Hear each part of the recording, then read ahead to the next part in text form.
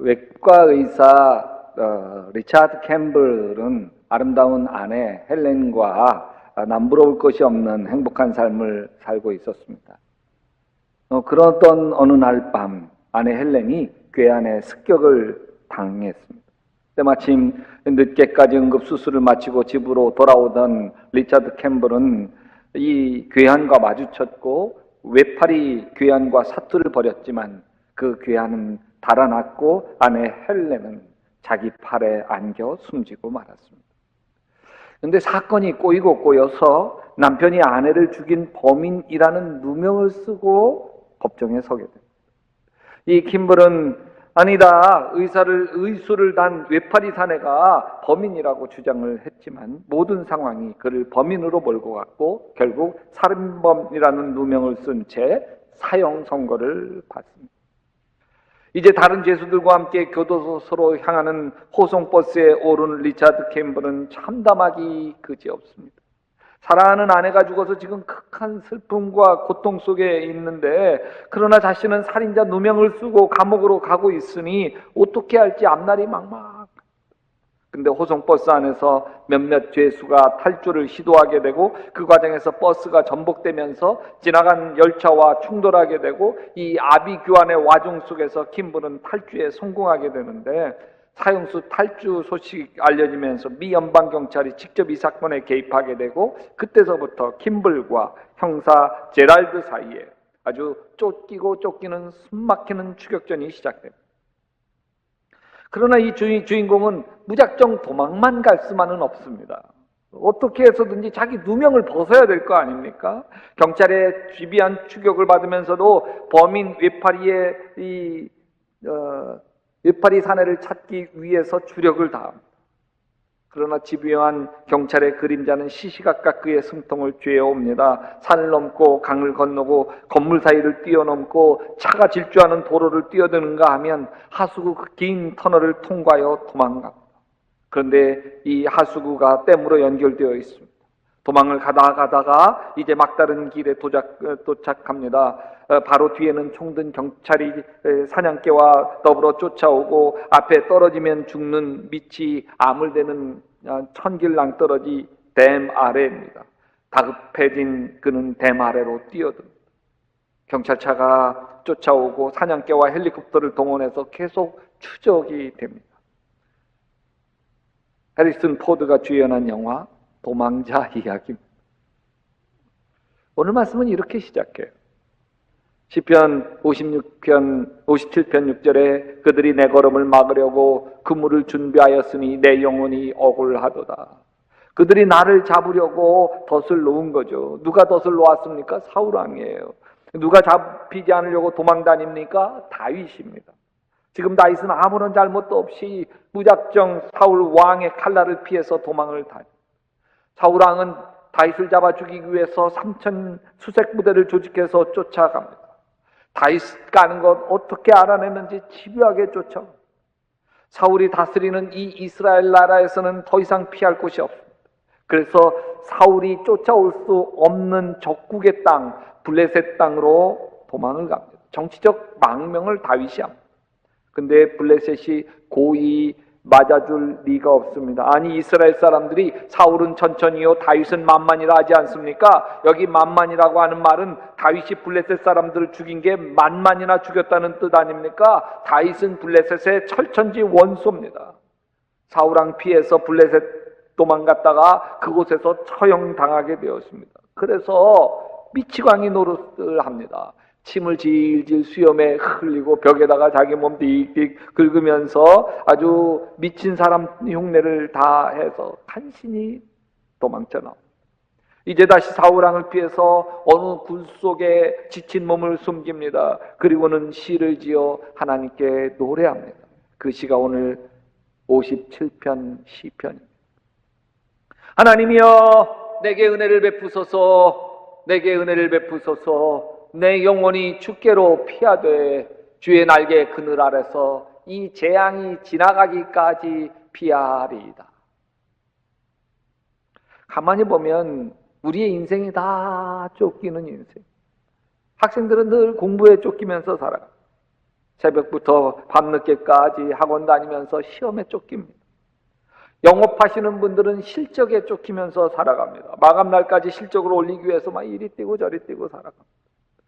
사업을 하시는 분들은 어떻게 하든 부도를 막기 위해 뛰어다닙니다. 돌아오는 어음이 부도나지 않기 위해 자금 마련하기 위해서 이리 뛰고 저리 뛰면서 살아갑니다. 제가 어릴 적 제 기억에 명절 때가 되면 저희 아버님이 많이 힘들어하셨어요.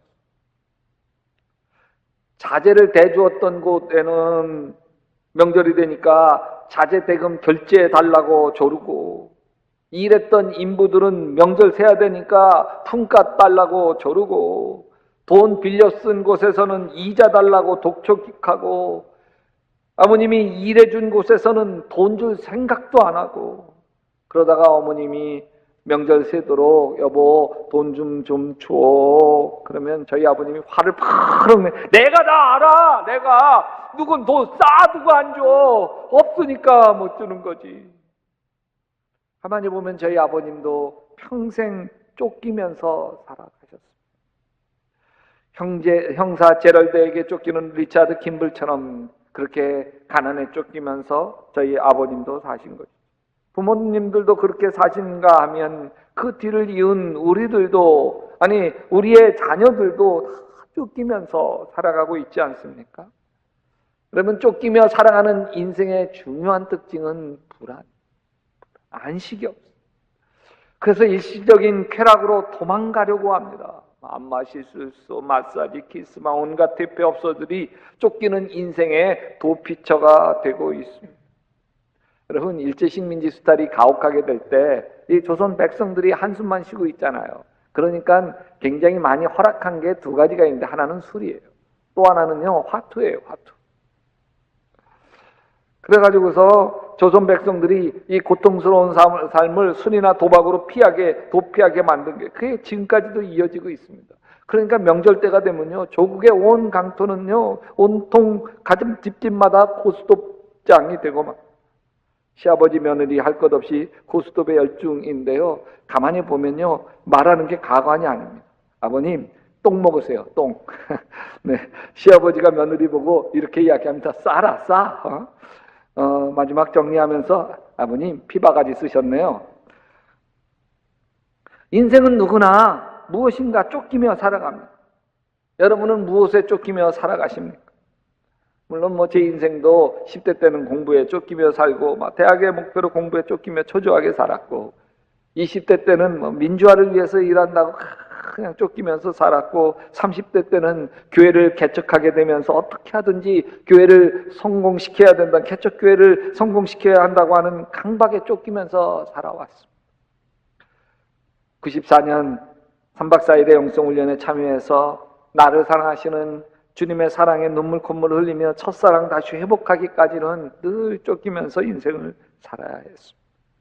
그런데 여러분, 돌이켜보면 쫓기며 살아야 했던 내 인생은 나를 항복시키려고 하는 하나님의 커리큘럼이에요.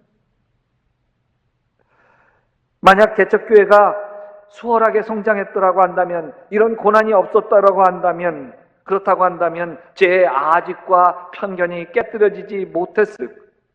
제 잘난 맛에 많은 이들에게 상처를 안겨주며 독선적인 목사로 군림했을 거예요. 주님은 고난 속에서 저를 깨뜨린 뒤에 저에게 놀라운 하나님의 사랑과 은혜를 부어주셨고 저를 사용하기 시작하셨어요. 물론 쫓겨 다녀야만 하는 인생은 참 서럽죠. 사업이 부도나 버리거나 직장 잃어서 해고되거나 뜻하지 않은 사고를 당해서 불구가 되거나 심각한 질병으로 사랑하는 사람을 잃어버리거나 아니면 갈등의 골이 너무 깊어서 이제는 갈라서야만 하는 고통을 겪어야 한다고 한다면, 마치 인생의 축구 경기장에서 레드카드 받고 퇴장당하는 선수 같습니다. 인생의 서러움이 밀려오죠. 다윗은 이렇게 쫓겨다니면서 부르짖습니다. 시편 22편이 내 하나님이여 내 하나님이 어찌 나를 버리셨나이까? 어찌 나를 멀리하여 돕지 아니하시오며 내 신음소리를 듣지 아니하시나이까? 우리의 인생은 언제나 광야 앞에 서 있습니다. 시련과 역경 앞에 서 있습니다. 코로나 바이러스는 우리를 경제적인 위기로 몰아넣고 있습니다. 피아노 학원하고 이런 학원 하시는 분들은 한숨만 쉬고 있습니다. 음식점 하고 있는 분들도 마찬가지예요. 코로나 사태는 우리를 광야로 내몰고 있습니다. 그러나 여러분, 이 세상에서 위대한 사람들은 시련과 역경을 피해간 사람이 아닙니다. 다윗이 그렇게 쫓기는 경험 없이 하나님을 의지하는 삶을 살 수 있었겠습니까? 시편과 같은 주옥 같은 그 말씀들이 쫓기는 삶 없이 나올 수 있었겠습니까? 하나님과 교제하는 깊은 영성을 이런 쫓기는 삶 없이 맛볼 수 있었겠습니까? 다윗이 하나님 마음에 합한 자로 위대한 삶을 완성하게 된 것은, 그래서 대대손손 하나님의 축복을 누리게 되어진 것은 여러분 분명 쫓기는 삶 때문에. 여러분, 쫓기는 경험 없이 왕이 된 인물이 사울왕입니다. 그는 승승장구했습니다. 아무 아쉬움이 없는 왕이었습니다. 모자랄 것이 없었습니다. 그는 다른 사람보다도 머리 하나는 더 있었습니다. 용모가 수려했습니다. 딱 봐도 이야, 정말 이 왕감이다, 왕감. 그랬습니다. 술술 일이 잘 풀려서 왕이 되었습니다. 고난이 없었습니다. 사울왕에게 황무지로 쫓겨다녀야 되는 시련이 없었습니다. 인생의 벼랑 끝이 없었습니다. 그래서 하나님 말고도 의지할 때가 많았습니다. 하나님 없이도 인생이 잘 풀리고 말았습니다. 그것이 사울왕의 위기였습니다. 여러분, 코로나 바이러스에게 쫓기고 경제적 위기에 쫓기는 지금 우리는 다윗의 길을 가도록 하나님이 몰고 가고 있는 걸 볼 수 있게 되시기를 주님의 이름으로 축원합니다. 다윗에게는 의지할 분이라고는 하나님 한 분밖에 없었어요. 다른 길이 없었어요. 모든 권력을 한 손에 움켜쥔 사울왕이 다윗왕을 죽이려고 하는데 누구를 의지할 수 있겠어요? 만약 누군가가 다윗을 도우려고 했다가 들키는 날이면 사울왕에게 그 마을이 다 학살당합니다. 무서워서 도울 수가 없어요. 아무데도 다윗이요 손을 내밀 데가 없어요. 오직 의지할 분은 하나님 한 분밖에. 할렐루야.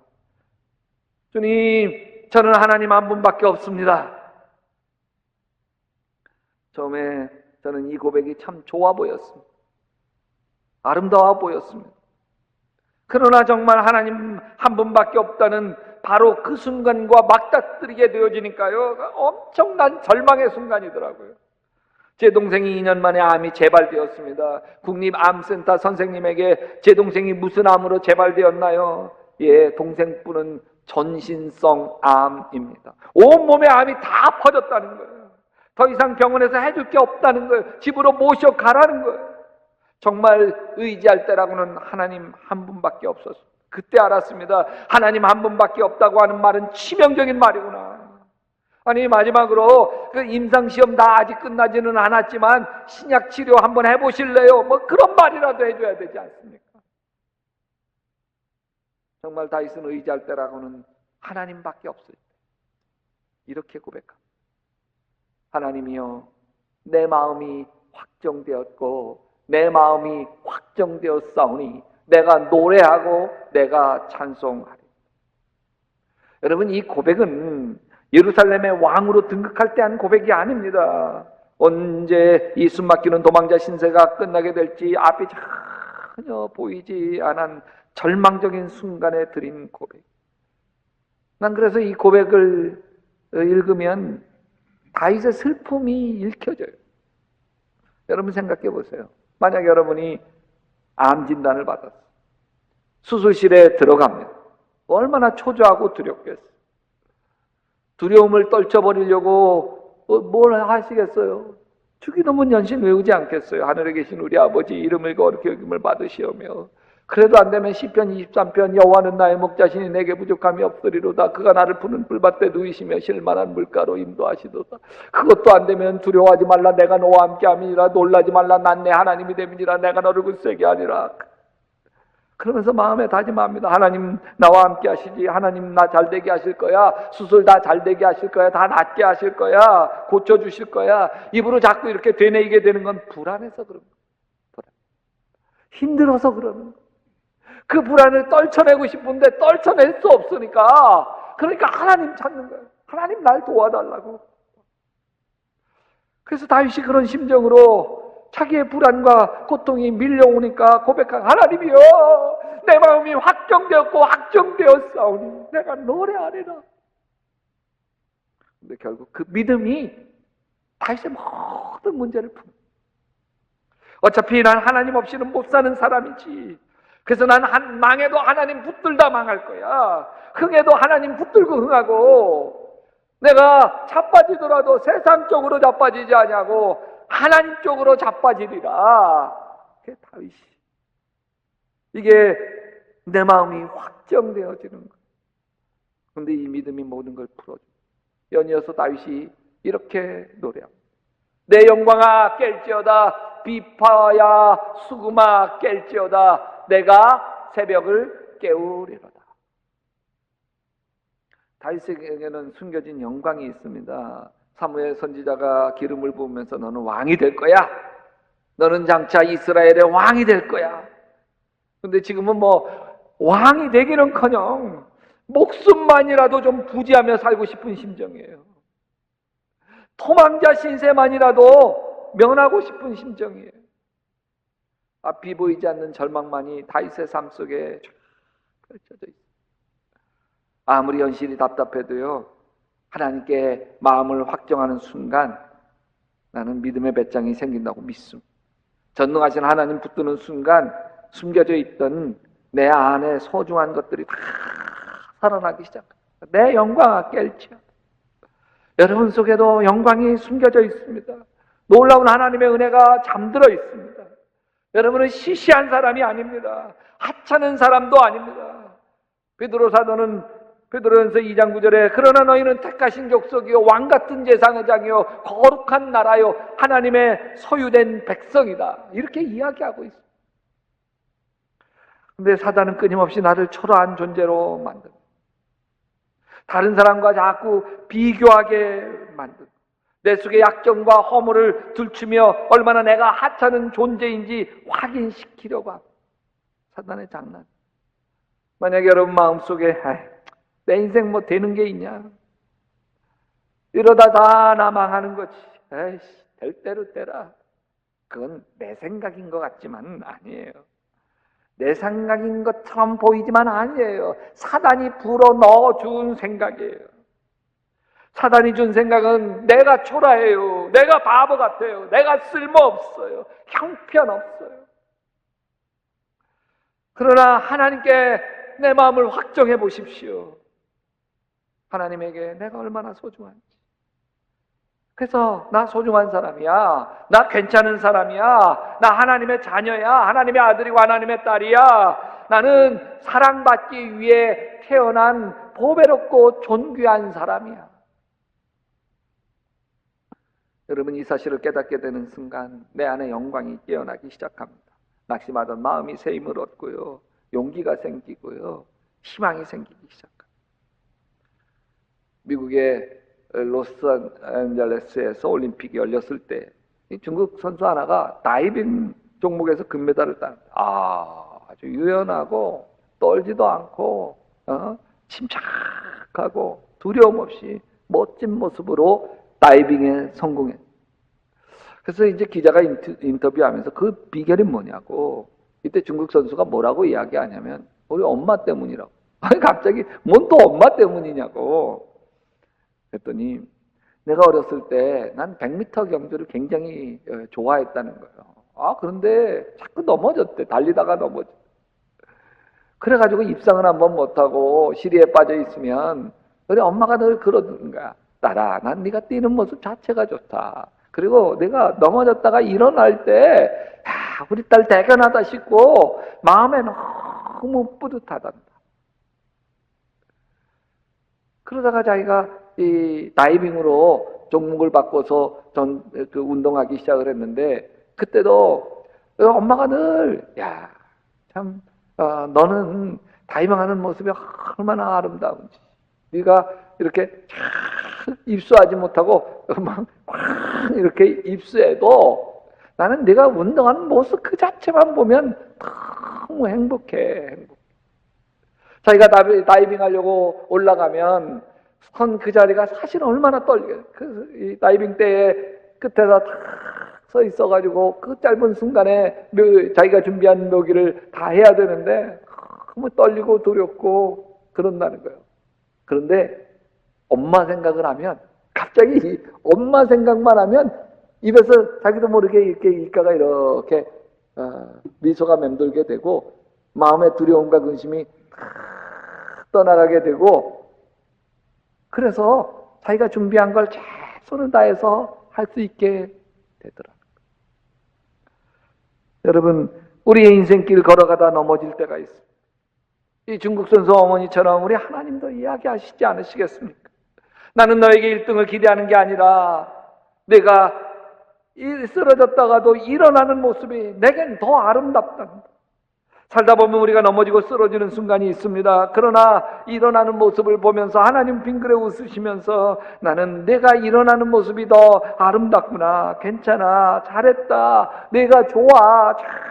참 좋아. 여러분, 질병에 쫓기시는 분이 있습니까? 인생 숱한 고비 다 겪고 이제 살만하니까 덜컹 몸에 병마가 찾아와서 신음하는 분 계시나요? 사업이 흔들리고 부도라고 하는 저승사자가 목을 조여오는 느낌에 잠 못 이루는 밤 지내고 계시는 분 계시나요? 서로 사랑해서 시작하고 자식 낳아 기르면서 살아보려고 몸부림쳤는데 이제 서로 지칠 대로 지쳐서 갈라서게 될 만큼 절망 속에 계시는 분 있으신가요? 지금 광야에 던져진 것처럼 괴롭고 외로워도 광야 그것이 끝이 아닙니다. 광야로 하나님이 부르신 것입니다. 사울왕처럼 버림받는 인생이 되지 않도록 다윗처럼 하나님 마음에 합한 자로 빚으시려고 이 광야로 우리를 부르신 하나님의 손길을 여러분 만날 수 있게 되시기를 주님의 이름으로 축원합니다. 그래서 다 지나갈 거예요. 지금 고난과 어려움 다 지나갈 거예요. 다만 이 고난의 때에 하나님께로 더 가까이 갈 수 있게 되시기를 바랍니다. 여러분 매일 밤 정식기도 여러분 속회별로 선교별로 다 하고 계시는데 하나님께도 가까이 가십시오. 매일 새벽에 영상기도로 하나님께 가까이 가십시오. 매일 3장씩 성경을 읽어가면서 말씀 안에서 하나님께도 가까이 갈 수 있게 되시기를 바랍니다. 오직 하나님을 의지하고 내 마음을 하나님께 확정하였다니 하나님께서 내 고난이 변하여 축복이 되게 하셨다고 하는 놀라운 은혜를 경험할 수 있게 되시기를 주님의 이름으로 축원합니다.